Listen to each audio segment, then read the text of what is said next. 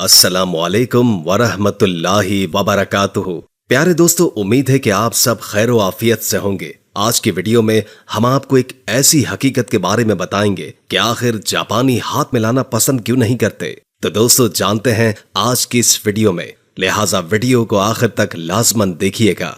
आज से 400 साल कबल किसी जापानी रईस का कीमती मर्तबान टूट गया। उसने मर्तबान की किरचियां उठाकर बाहर फेंक दी। वहां से कोई बोध भक्षु गुजर रहा था। उसने किरचियां देखी, मुस्कुराया, किरचियां उठाकर अपने थैले में डाली और रुखसत हो गया। भिक्षु की कलाई में सोने का एक कड़ा था। ये उसकी वाहिद मता थी। दौलत ही सारी यही थी। वो दूसरे गांव पहुंचा, सुनार के पास गया और उसकी वर्कशॉप में मुफ्त काम की पेशकश कर दी। सुनार ने उसे रिहाइश और मुफ्त खाने की एवज अपने पास रख लिया। भिक्षु ने उससे दरखास्त की, मैं सारा दिन तुम्हारे पास मुफ्त काम करूंगा, लेकिन शाम के वक्त अपने सोने का कड़ा पिघलाकर अपने मर्तबान की मरम्मत करूंगा। सुनार को क्या एतराज हो सकता था।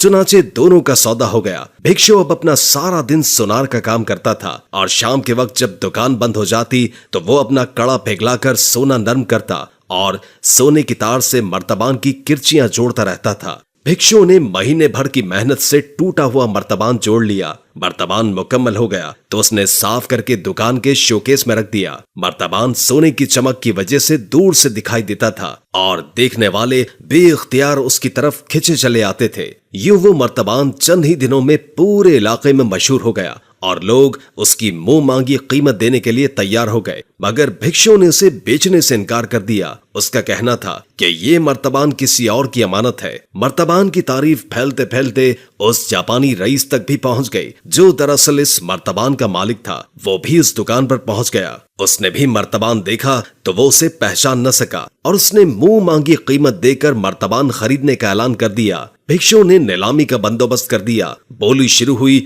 और रईस बोली बढ़ाता रहा, यहाँ तक कि इलाके के तमाम रईस हार गए और वो रईस जीत गया जिसका वो मर्तबान था। रईस ने बड़े फख्र के साथ मर्तबान उठा लिया तो भिक्षु आगे बढ़ा और मर्तबान उसे देकर बोला, हुजूर, ये मर्तबान दरअसल आप ही का है और मैं आपकी चीज की कीमत आपसे कैसे वसूल कर सकता हूँ। आप अपना मर्तबान लें और मेरे लिए बस दुआ कर दें।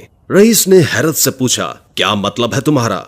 भिक्षु ने जवाब दिया, मैं फुला तारीख को आपके घर के सामने से गुजर रहा था। आपका ये मर्तबान टूट गया था और आपने इसकी किरचियां उठाकर बाहर फेंक दी थी। मैं किरचियां उठाकर यहाँ ले आया, अपना कड़ा पिघलाकर इसे जोड़ दिया और जुड़े हुए टुकड़ों ने इसे पीस ऑफ आर्ट बना दिया। रईस हैरान रह गया। भिक्षु ने बताया, टुकड़े अशिया के हों या इंसानों के, जब ये जुड़ते हैं तो ये चीजों और इंसानों को अनमोल बना देते हैं। ये उन्हें पीस ऑफ आर्ट बना देते हैं। चुनाचे मेरा मशवरा ये है कि आप चीज हैं या इंसान हैं, जब आप टूट जाएं तो आप खुद को बेकार न समझें। अपनी किरचियां कचरा घर में न गिरने दें। आप किसी जगह बैठें और अपने आप को हौसले, हिम्मत और बर्दाश्त के सोने से जोड़ना शुरू कर दें। आप न सिर्फ दोबारा मुकम्मल हो जाएंगे बल्कि आप पहले से 1000 गुना ज्यादा कीमती भी हो जाएंगे और पीस ऑफ आर्ट भी बन जाएंगे। वो दिन है और आज का दिन है। जापान में लोग टूटे हुए बर्तनों को सोने से जोड़कर पीस ऑफ आर्ट बना रहे हैं। ये लोग अपनी जबान में इस फन को किनसोगी कहते हैं।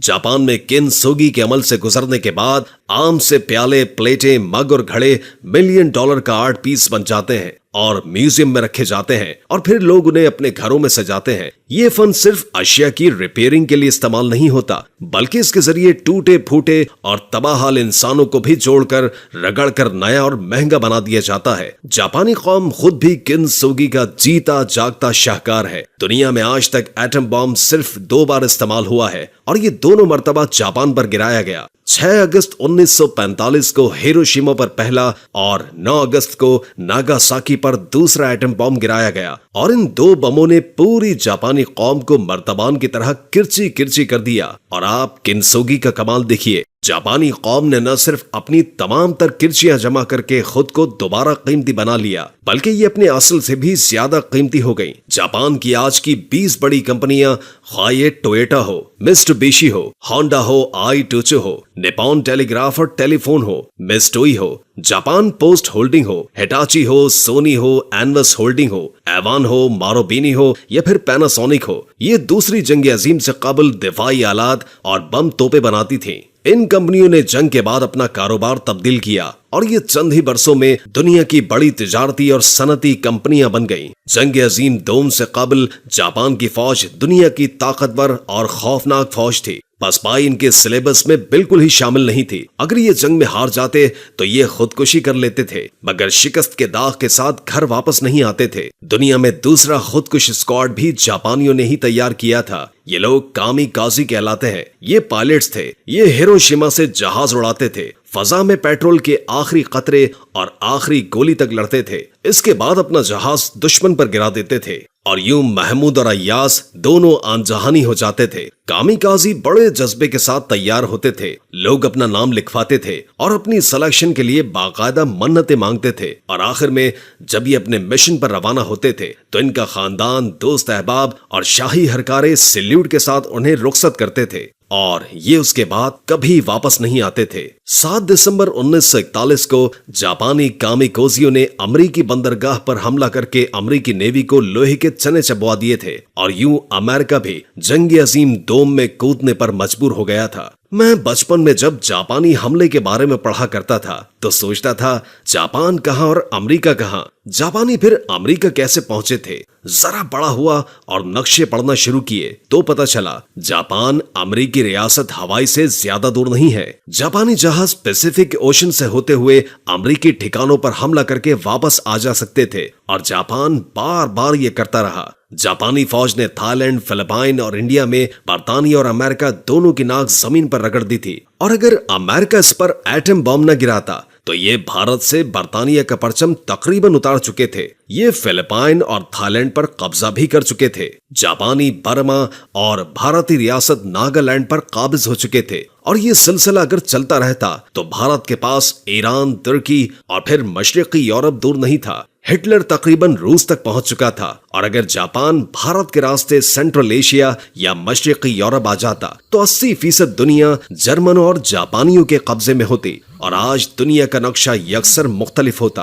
बहरहाल 6 और 9 अगस्त 1945 के दिन तुलू हुए। अमेरिका ने जापान पर 2 एटम बम फेंके और तारीख का धारा बदल गया। जर्मनी और जापान मफतूहा हो गए और बरतानिया और अमेरिका फाते बन गए। जापान के पास शिकस्त के बाद 2 ही ऑप्शंस थे। ये लोग बाकी जिंदगी अपने जख्म चाट कर और माजी की फतूहात के तराने गा गा कर जिंदगी गुजार देते या फिर किनसुगी के अमल से गुजर कर अपनी किरचियां समेटते और खुद को पहले से ज्यादा कीमती बना लेते। जापानियों ने दोस्तों दूसरा ऑप्शन पसंद किया और ये किनसुगी के अमल से गुजरने लगे। ये लोग दिफा से निकलकर माशी कौम बनने लगे। इन्होंने फैक्ट्रियों, मंडियों और खेतों को अपना जंगी मैदान बना लिया और कमाल कर दिया। जापान सालाना $900 मिलियन की मसनूआत एक्सपोर्ट करता है और ये अशिया और उसके साथ साथ पूरी दुनिया में बिकती हैं। ये मुल्क चारों तरफ से दुश्मनों में घिरा हुआ है। चीन, रूस, कोरिया, भारत और अमेरिका के साथ इसकी लड़ाई है। चीन के साथ इसका मुतादिद इलाकों पर तनाजा चल रहा है। रूस के साथ 125 साल से सखालैन के जजायर की वजह से इख्तलाफ है। कोरिया के लोग जापान को गासिब समझते हैं। जापान ने दूसरी जंग अजीम के दौरान भारत की रियासत नागालैंड को तबाह कर दिया था और अमेरिका ने जापान पर 2 एटम बॉम्ब्स गिराए थे। चुनाचे ये हर तरफ से दुश्मनों में घिरा हुआ है, लेकिन इसके बावजूद ये अपने तमाम तर दुश्मनों के साथ खरबों डॉलर्स की तिजारत कर रहा है। जापानी गाड़ियां, कंप्यूटर, हैवी मशीनरी और अद्वियात पूरी दुनिया में जाती हैं और ये अपने दुश्मनों से भी खुलकर खाम माल मंगवाता है। जापान ने आजिजी और सादगी को भी अपना आर्ट बना लिया है। ये झुककर मिलते हैं और दूसरों के सामने बिच बिच जाते हैं। हाथ मिलाना बेअदबी समझते हैं। चुनाचे बादशाह हो, वजीर आजम हो या होंडा हो या फिर करोला कंपनी का मालिक, वो सीना और गर्दन झुकाकर आपसे मिलेगा। पूरी कौम काम की आदी है। लोग 1 मिनट लेट नहीं होते। अपनी पूरी जिंदगी एक कंपनी या एक फैक्ट्री में गुजार देंगे और कभी मुआवजे में इजाफे का मुतालबा नहीं करेंगे। 2 या हद 3 मरले के घर में रहेंगे। जिंदगी की आखिरी सांस तक काम करेंगे। अगर खुदा न खास्ता किसी साल 3 या 4 इजाफी छुट्टियां हो जाएं, तो ये धाड़े मार मार कर रोते हैं। आज से 3 साल कबल मुल्क में 9 छुट्टियां इकट्ठी आ गई थी और ये लोग रेलवे स्टेशन, पार्कों और घरों के दरवाजे पर खड़े होकर रोने लगे थे। इनका कहना था, हम 9 दिनों में क्या करेंगे। लोग पूरी दुनिया में छुट्टियों के लिए एहतजाज करते हैं, लेकिन दोस्तों, जापानी कौम में छुट्टियों के खिलाफ और औकात कार में कमी पर एहतजाज होता है। हुकूमत अगर कौमी तातील कर दे या कंपनी के मालिकान औकात कार कम कर दे तो ये सरापाए एहतजाज बन जाते हैं। ये मुर्दाबाद के नारे लगाना शुरू कर देते हैं। बहैसियत कौम हम सुस्त कौम है, इसलिए पूरी दुनिया में हमारा कोई मकाम नहीं। अगर आप भी दुनिया में तरक्की करना चाहते हैं, दुनिया के तरक्की याफ्ता ममालिक में अपना नाम लिखवाना चाहते हैं, तो कम से कम जापानियों की एक आदत तो अपना लें। मैं सोचता हूँ कि इस वक्त हम भी किन सूगी के अमल से गुजर रहे हैं। इसके बाद हमारे पास कौन सा ऑप्शन है? हमें अपने आप को अपग्रेड करना है या सोते ही रहना है? उम्मीद है कि आज की वीडियो आपको अच्छी लगी होगी। अगर वीडियो अच्छी लगी हो तो लाइक करके हमारे चैनल को सब्सक्राइब कर दें और कमेंट बॉक्स में कमेंट करके अपनी आरा से भी आगाह कीजिए और बेल आइकॉन को क्लिक कर दें ताकि हमारी नई आने वाली वीडियोस का